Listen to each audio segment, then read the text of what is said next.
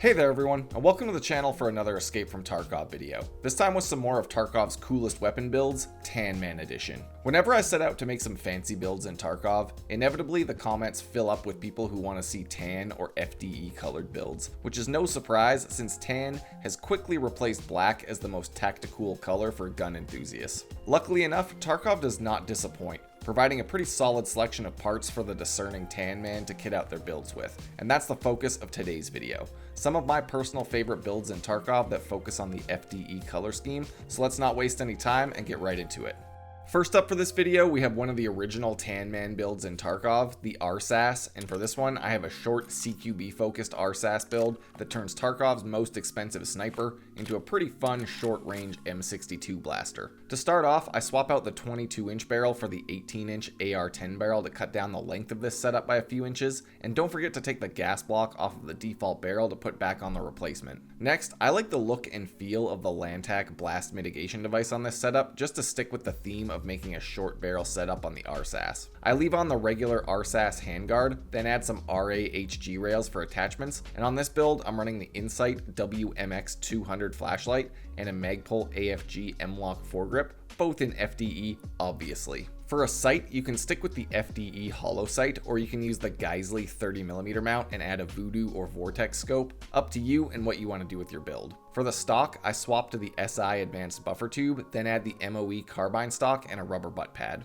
Finally, for the pistol grip, you can go for max ergonomics and use the Graal S if you want, but on this setup, I'm running the Hogue rubber grip in FDE. Then I add a pair of backup iron sights, and the build is complete. This setup ends up with 64 recoil and about 57 ergonomics, so it's pretty solid for a 7.62 build, though because it's the RSASS, you're definitely looking at well over 250,000 rubles for this one.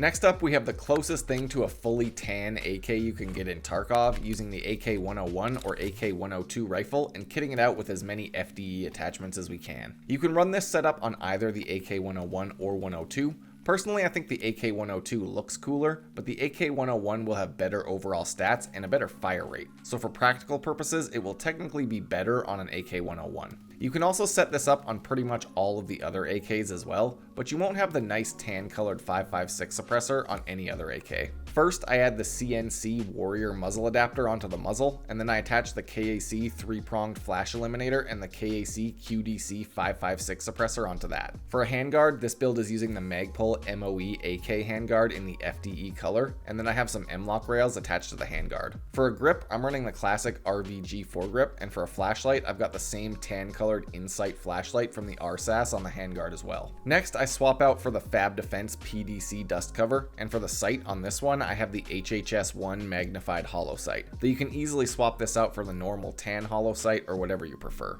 To get a tan colored stock onto these AKs, you can simply add the RPK-16 buffer tube onto the back, and then on this specific build, I'm running the tan Chris DS150 stock, because I just think it looks quite nice with this build, and it's only 1% of recoil away from the MOE stock with the rubber pad anyways. Finally, I have the tan Tapco Saw pistol grip on this build, and then a CSS charging handle for some more ergonomics. With this build, I was ending up with 50 recoil and about 50 ergonomics, though if you set it up on an AK-101, you'll get under 50 recoil no problem. For the third build in this video, I'm going to have to give it to the Scar H. It was a close race between this and the M1A SAS build for this spot, but honestly, I've covered the M1A a lot recently, and the Scar looks way cooler than the M1A, so here we are. For this setup, I like to go with the mid-length 16-inch barrel, and then it's really easy to just pick a couple FDE colored attachments and slap them on here to finish the build. Like the RSASS, it is quite expensive, but it's also pretty effective, versatile, and fun to use, so it's generally worth the price. First up, swap over to the 16-inch barrel, or you can start the build using the barter trade for the Scar H at mechanic level 3, which starts off with the 16-inch barrel by default. For a suppressor, I figure sticking with best in slot is a good choice, so on this one, I've got the KAC muzzle brake kit and the PRS QDC 7.62 suppressor. Next, take off the Scar rails and attach the MREX rail extension, which then needs M-Lock rails to attach other parts onto it. For this build, I've got the Magpul RVG foregrip and the Insight flashlight again, kind of a staple option when it comes to adding FDE attachments onto the handguard. You can also skip the flashlight and add an IR laser onto your build as well for those nighttime runs if you want,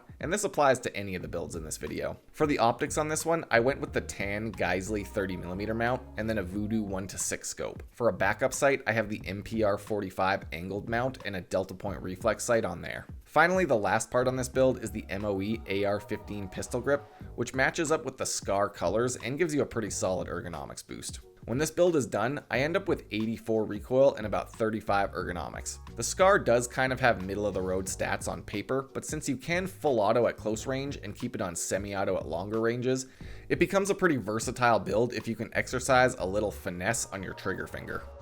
And of course, at least one of the builds in this video is gonna be an M4. To be honest, I could probably make a whole video on tan M4 builds, but I exercised some self-control and limited it to one build for this one. My choice for the coolest pure FDE M4 build in Tarkov has gotta go to this one, running the Geissele SMR handguard and all tan accessories, basically ending up very close to the Raiders USA SOC build that you can pick up in labs. The fact that this setup is constantly seen in pictures being carried around by special forces operators kind of cemented this one in my mind as a really cool M4 to run in Tarkov, and I've had lots of really good raids over the years running builds very similar to this one. First up, you want to get some good upgraded base parts. You'll need an MUR-1S upper receiver, the SI advanced buffer tube, a JP gas system 5B, and a Raptor charging handle. Though I'll be honest, I forgot to add the charging handle when I made this particular build. For the suppressor, I'm sticking on the KAC 3-pronged flash eliminator and the KAC QDC 556 suppressor, which is the best FDE suppressor you can get in Tarkov. For the handguard, this build has the Geissele SMR 13-inch handguard, which unfortunately can only be purchased on the flea market, so the price kind of varies wildly. This handguard takes M-lock rails for attachments, and I've actually got one of the canted M-lock rails on this build to offset the light at a bit of an angle.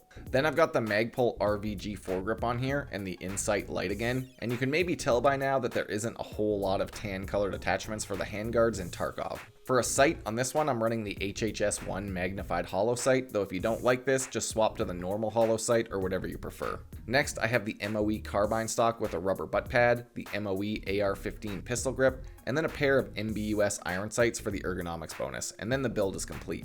When this is all set up, I end up with 42 recoil and about 54 ergonomics. You can drop the recoil down to about 38 if you swap to the Saker suppressor, but that's up to you.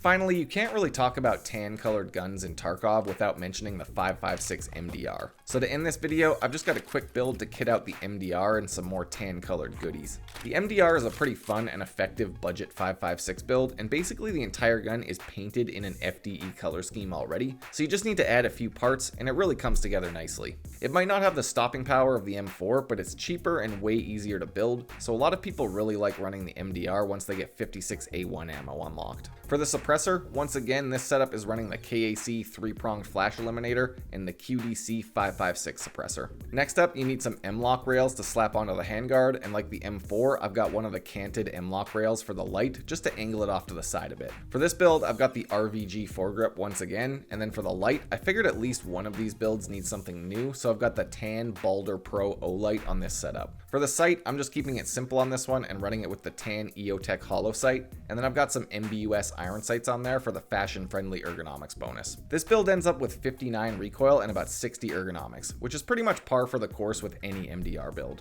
The stats don't really change too much when you add attachments, which I think is part of why people like it. It's really consistent with how it performs regardless of how you build it.